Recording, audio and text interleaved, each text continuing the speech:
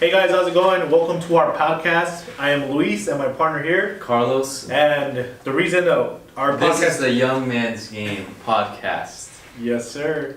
And a little bit about the podcast. It's just we decided to create it because 6% of professionals in our industry are actually under the age of 30. So typically, real estate is stereotypically for older gentlemen and older women, and that's kind of why we want to share our experiences, our knowledge of so far our career, and we're excited to do this with you guys. And I feel like another part of it is also because we are, as real estate professionals and entrepreneurs, we're trying to be in that 1% of millionaires, am I right? Correct. Yeah, so that's why we kind of build this podcast as well, because when you're talking about the young man's game, you're talking about like the different struggles that we go through in order to make to that 1%, because that 1%, they're not playing this game anymore. So that's another reason why we created it too. They devolved, and we want to share kind of what it takes to get to that level. And just this video is just gonna be our introduction of me and Carlos, just a little bit of background of each other, but the general podcast will be real estate and of course young entrepreneurs. So I guess Luis. So tell me a little bit more about yourself, a little bit about your background. How did you get from getting into real estate and things like that? A little bit about me. I grew up in San Bernardino, single mother. I have 2 siblings, and one of my first kind of jobs was a warehouse. I say kinda because I only lasted like a day and then I got fired. It's another story. Yeah. And then I jumped into railroad. Went to school for welding. Did welding / railroad for about 4 years, and then got laid off from that job and jumped into real estate.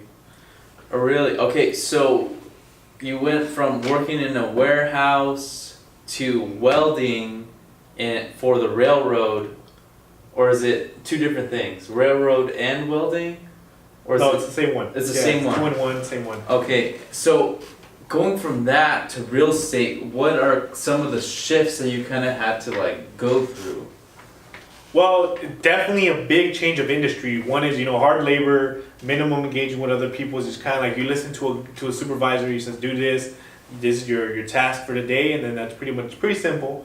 Where here, it's kind of like you have to engage people. It's a lot of barriers I had to cross. I had to break being shy. I had to go engage people directly instead of waiting them to come to me. Mm-hmm. And then now I'm my own boss. No one's telling me what to do. I got to create. I got to tell myself what to do. Yeah. So definitely a big change in challenges I've had to face so far. Okay. And when you like having that switch from having a boss to not having a boss, how does that like dig into like you personally? What kind of your non-negotiables that you have to go through in your business that necessarily you didn't have to because you had somebody else telling you what to do? Right. Well, to start off with, both in the warehouse and the railroad, I had night shifts or evening shifts. Really? Where I didn't have to wake up early. So for me, naturally waking up at 9 or 10 was early to me. And now I'm waking up like at 6:30, 5 in the morning. That's it's a very big change. Mm-hmm. I've had to train myself, discipline myself to go to sleep early, because I'm so used to going to sleep late. Yeah. And now it's now I'm barely getting the hang of it, of just waking up naturally on my own in the morning. Yeah, that's big change. So like coming from the railroad and you said the warehouse, it was like all hard labor. So what kind of education did you have to put yourself through, or how did you have to educate yourself in order to become real estate, where you have to deal with more of the numbers and more of the mental side of things rather than the physical? Right. Well, for starters, it all starts from dinner, the physique, and the appearance. So I felt like dressing the part made me definitely kind of change a little bit in my mind the way I thought. It's going from dressing up in rags to dressing up in the suit or dress clothes. Yeah. Very, very big change. Something else is showing up to the right brokerage. They offer sales training, scripts, and that definitely kind of develops the mind and develops kind of like a little bit more personality, gets you more humanized. Okay. So, and Carlos, same questions for you. What was life growing up for you? I guess for me, I didn't have real jobs like you did, like you actually had to put in hard work and you did labor like that. My labor was a little bit differently. When I started working at like 12 years old, but like when my job, I was a soccer referee. It had nothing to do with anything like hard labor. I was just running the whole time because I mean I always grew up playing soccer, so it was never it didn't even feel like a job because I just felt like I was playing around. Well, did you get paid for that? Or was it voluntary? No, I got paid for it, and I got paid pretty well too because like once I turned 18, I started getting paid like really well, and I started traveling. So I get to travel different parts of the nation. So I would travel to Florida. I would travel to Arizona, to Utah, to Idaho, to different parts of California. I went to Nevada a couple times. So it was definitely like once I like leveled up, I started doing that, and right. Then after that, like I felt like I needed to have my own job, like a real job. So what I did is I worked at Dollar Tree for like a couple months, and Dollar Tree, I was there for a month, and then they laid me off because like what they did, they hired like a bunch of people to make a store, and at the end of the day, I was the one who didn't make the cut. Well, it sounded like you need to share a little bit more about a real job, what you mean, because I mean you got paid for something you were doing as a referee, as a soccer coach. Yeah. And so I mean, it sounds like you didn't have as much fun, or it wasn't as exciting in the Dollar Tree job, but it sounded like the soccer coach job was a lot better, right? Yeah, absolutely. I mean, it was a lot of fun for me because like I just felt like I took it seriously, but I just felt like I don't know. It was just a lot of fun for me. It was just like me running around doing something that I love doing. Like I was just watching soccer all day, hanging out with people, just talking about soccer all day. And I think some things that in refereeing, like there's good and bad. Like in refereeing, like I got spit on, I got punched, I got like pushed because like at the end of the day, people blame the referee for everything. Like if the game goes sour, it's all on me. Yeah. So I feel like that kind of like made me humble in a way, and it also created thick skin on my part. Right. Yeah. So I think that helped me going into real estate because I mean a lot of times we're just getting people that are mad that their house didn't sell. And what are your non-negotiables? My non-negotiables, I have to go to the gym. I have to, while at the gym, I don't listen to music. So I listen to my books on tape. So I have to listen to books. I need to do something that mentally, like, I guess, makes my mind thinking. Whether it's a book or I also meditate too. I just started meditating. I think that's a new non-negotiable for me now. So is it fair to say that you need something that mentally stimulates you? Exactly. Yeah, that's what I meant. Good. Perfect. I like that. Like, what is a young man to you? The young man's game and success mean to you? I guess for me, I think I see like people like Anthony and I see people like Danny Morel who are out there. They're kicking ass in their business. They're kicking ass in their family life, and they're. I mean, they both are physically fit, so I feel like it all has to do with your body, and your spirit. So I think that's what success means to me, is if at the end of the day, I feel like when I die, I'm not gonna take that money with me to my grave. So all I have is like what people talk about me. So I think what it is just like the character.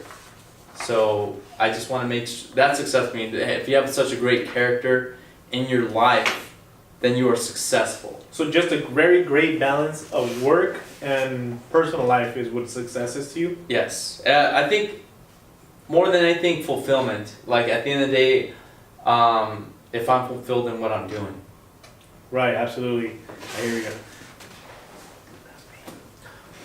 So Okay, I guess I would have to go to the next question. So, I guess I would have to say, name a time in your life where you kind of felt like, I guess, something that made you grow or something that challenged you.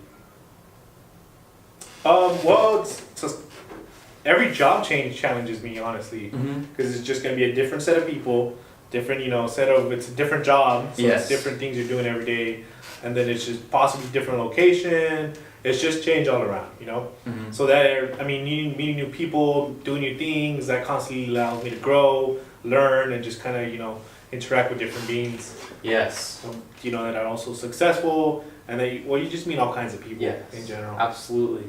So, out of all of those things, who or what was your biggest teacher? Like, was it a mentor, or maybe something happened to you in your life that like made everything change for you? Like, My biggest teaching was probably, my teacher was probably my mother, always supportive with everything I did. She was always kind of like my subconscious. If I was thinking of doing something, thinking of, investing into my time into certain things, I'd be like, hey, what do you think? Do you think it's a good idea? yeah. Do you think, it's a waste of time? Or just overall, kind of like my subconscious. I would say my mother, probably biggest teacher. Okay, so your mom was like kind of like your Jiminy Cricket. Yeah. She was always in my ear. Yeah. Carlos, who was your biggest teacher? You know what? To tell you the truth, I feel like I've had a lot of different teachers in my life, and I think my dad was probably my biggest teacher. Not by just the things that he told me, but just by the things that he's done. Like my dad, he grew up in Mexico, and at the age of 5, his dad passed away, and his dad left him and 2 other siblings behind. So my dad had to be like dad early. So after all of that, I think for you to take that role early and still be like one of the most successful people in within his family, I think that's winning for him. But he didn't see it as that. Like, he just saw it as like, this is just what I had to do. Does that make sense? Yeah, absolutely. And like what that did for me, it was just like, man, I didn't know this. Like for me, I've never had to be in a position where I'm like, all right, I have to do something. I always got to do it. But Right. I got to do it because of the different things that he struggled through in order to put me where I am today. Right, to set you up for a better Exactly, life. Right, absolutely. correct. So Carlos, with that being said, well, knowing what you know today, what would you tell yourself, your 18-year-old self? You know what? I think one thing that I would tell my 18-year-old self today is that you gotta be yourself. Because I feel like growing up, we're all told that you have to be a certain way. And what that creates is kind of like, oh, if I'm not doing this, then I'm not doing good. If I'm not like this person, then I'm not doing good. If I don't fit the mold, then I'm not doing good. But what a lot of us don't do, we don't try to be ourselves as much as like we're supposed to. Nobody tells us that it's okay being you.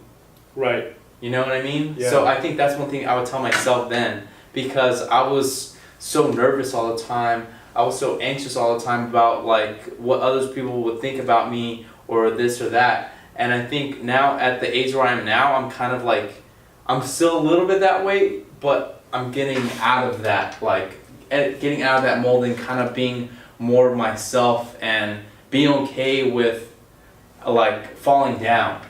Right. You know? Telling yourself it's okay. Yes, absolutely. So what about you? What 18-year-old self is here, little Luis, at 18 years old. Younger Luis. Younger Luis. We're not that old. So something I would tell myself is probably doing real estate at a younger age. Okay. Wanting to learn what I learn now, still learn probably. Yes. I'd probably be a little further in my career, further in life. Yes. I've always had a misdirection. Like I said, single mother, so there's never like a father like, hey, why don't you do this, or why don't you get in this industry because this or that. I never knew about benefits or like the 401k saving plan. Like I had no plan. There's no Yes. direction. My mother was just like, do something, whatever you like, and then you know. So it's Yeah. kinda Like there's no direction, and we want to make like for me, I don't know if it's the same at your house, but it was like do something that makes you money now. It Yeah. was like where are the results at? Yeah. Well, it was more of just kind of work because it was nothing. I mean, like I'm first generation American, so there was not a lot where to like this is what makes money. You need to do this or you know do this kind of job. Yeah. It was all just general, all learning experience overall. Yeah. So that's why, like in that time, in the last since I was 18, what is that, 8 years? It's been a journey of just self discovery, you know, in both in industry, myself, and just in life. Absolutely. Okay, so I guess let's go back to one of these. So how do you balance your home and work life? Well, it's kind of hard. Always, you know, discipline is a big factor. Stick to the schedule you're trying to work. You know, my work hours at least are from as soon as I wake up, I get up and then I show up to the office around 8:30. I try to stay longer than 5, but 5 is my absolute like I'm gonna keep working till 5. Mm-hmm. So anything after that, I'm kind of like it's beyond successful. But I just kind of I completely shut off. Once it's time to go home, I'm not really thinking about work. Yes. You just have to shut off. Yeah, I'm the And same vice way. versa. As soon as you're at work, you gotta leave the home life at home. You know. No, yeah, that's great. Yeah, because a lot of us we do bring it home with us. Like sometimes it feels like we never stop working. Right. So I think a lot of the times we have to create like different things or shut off, like you said, because otherwise it just feels like we're running on a Treadmill kind of thing. treadmill. I was gonna say like hamster wheel. Yeah, hamster wheel. Carlos, how do you balance that? I guess I find different activities that I enjoy. Like I still enjoy playing soccer, so I play soccer on Fridays with a group. And then I'll just take time for myself. Like on Fridays, I do a meditation class, and I do that every Friday, and that's just for me. And I feel like a lot of the times like what we say as our slogan, protect your energy, that's something that protects your energy. Just to like Definitely. get away from like not only just a family but also friends that kind of give you those negative vibes. like vibes. You know what I mean? Yeah. And on that topic, guys, protect your energy. It virtually means like anything negative, people telling you things you can't do, you shouldn't be doing, and but you feel in your gut is right. Just ignore that, block it out. You don't need that in your life. And same thing. It doesn't just necessarily pertain to energy. It could pertain to even people, because it's after you don't want to be around negative people who are not going to allow you to grow or just be a better you altogether. And that's where the slogan comes from. Just protect your energy. Mm-hmm. Well, guys, that's our introduction for today. If you guys have any questions, any comments you guys want to, I'll definitely drop a comment. Subscribe to our podcast. And until the next episode, it's Carlos and Luis.